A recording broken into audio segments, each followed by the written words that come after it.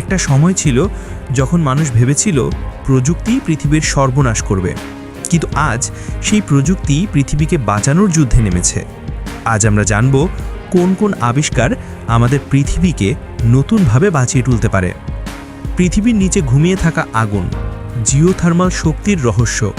আমরা জানি সূর্যের আলো থেকে বিদ্যুৎ পাওয়া যায়, কিন্তু জানো কি পৃথিবীর ভেতরের আগুন থেকেও শক্তি তোলা সম্ভব? এই শক্তির নাম জিওথার্মাল এনার্জি, যেখানে পৃথিবীর গভীর থেকে তাপ টেনে আনা হয় বিদ্যুৎ উৎপাদনের জন্য। আইসল্যান্ড এই প্রযুক্তিতে বিশ্বের শীর্ষে, যেখানে 90% ঘর গরম হয় এই শক্তি দিয়ে। এটি সম্পূর্ণ কার্বন ফ্রি এবং অবিরাম শক্তির উৎস হতে পারে। সোলার গ্লাস, জানালায় বিদ্যুৎ কেন্দ্র। ভাবো, তোমার ঘরের জানালাটা শুধু সূর্যের আলো ঢুকাচ্ছে না, বরং সেই আলো থেকেই বিদ্যুৎ তৈরি করছে। এটাই হচ্ছে সোলার গ্লাস টেকনোলজি, যেখানে জানালার কাচের ভেতর থাকে ট্রান্সপারেন্ট সোলার সেল। বিজ্ঞানীরা বলছেন ভবিষ্যতের শহরগুলোতে প্রতিটি বিল্ডিং নিজের বিদ্যুৎ উৎপাদন করবে। জাপান ও আমেরিকায় ইতিমধ্যে এই প্রযুক্তি বাস্তব পরীক্ষা শুরু হয়েছে। এই প্রযুক্তি পরিবেশ বান্ধব, ব্যাটারি নির্ভর নয় এবং দীর্ঘমেয়াদে দারুণ সাশ্রয়ী। বাতাস থেকে পানি তৈরি। মরুভূমির মধ্যে এমন এক যন্ত্র যা বাতাসের আর্দ্রতা থেকে বিশুদ্ধ পানি বানায়। এই প্রযুক্তির নাম অ্যাটমসফেরিক ওয়াটার জেনারেটর।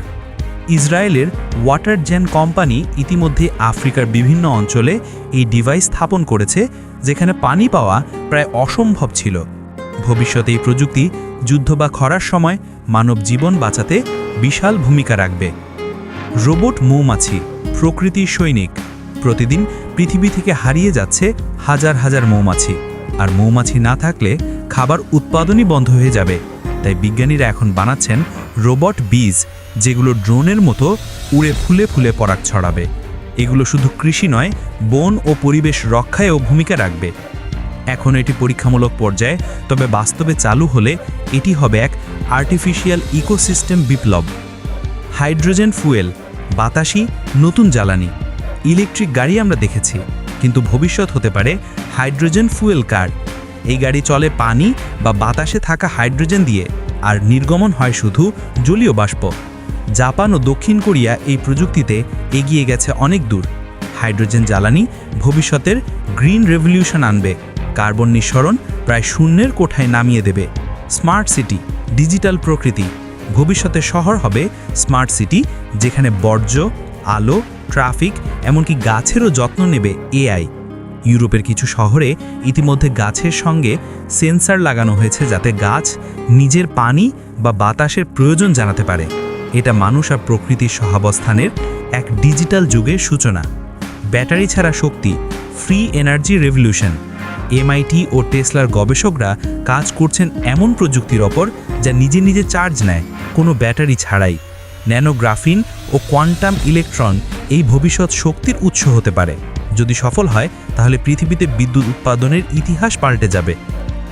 সমুদ্রের ঢেউ এখন বিদ্যুৎ কেন্দ্র। যে ঢেউ প্রতিদিন তীরে এসে ভেঙে পড়ে, সেটি হতে পারে আমাদের ভবিষ্যতে জ্বালানি। এটি হচ্ছে ওয়েভ এনার্জি, যেখানে বিশেষ ভাসমান ডিভাইস সমুদ্রের গতিশক্তিকে রূপান্তর করে বিদ্যুতে। অস্ট্রেলিয়া ও নরওয়েতে এটি বাস্তবে চালু হয়েছে। এটি সোলার বা উইন্ড পাওয়ারের চেয়েও স্থিতিশীল, কারণ সমুদ্র কখনো ঘুমায় না। যে গাছ বাতাসকে পরিশুদ্ধ করে, কৃত্রিম গাছ। বিজ্ঞানীরা এখন এমন আর্টিফিশিয়াল ট্রি বানাচ্ছেন যা একদিনে 1000টা গাছের মতো কার্বন শোষণ করতে পারে। এই প্রযুক্তিকে বলা হয় ডিরেক্ট এয়ার ক্যাপচার বা ডিএসি। সুইজারল্যান্ডে প্রথম এরকম গাছ বসানো হয়েছে, আর আমেরিকাও এই প্রকল্পে বিনিয়োগ করছে কোটি কোটি ডলার। এই প্রযুক্তি জলবায়ু পরিবর্তনের বিরুদ্ধে সবচেয়ে শক্তিশালী হাতিয়ার হতে পারে। বরফে বন্দি শক্তি, মিথেন ক্লাথরেটের গোপন ভাণ্ডার। দেখতে বরফের মতো, কিন্তু এর ভেতরে আছে পৃথিবীর সবচেয়ে শক্তিশালী জ্বালানি মিথেন হাইড্রেট।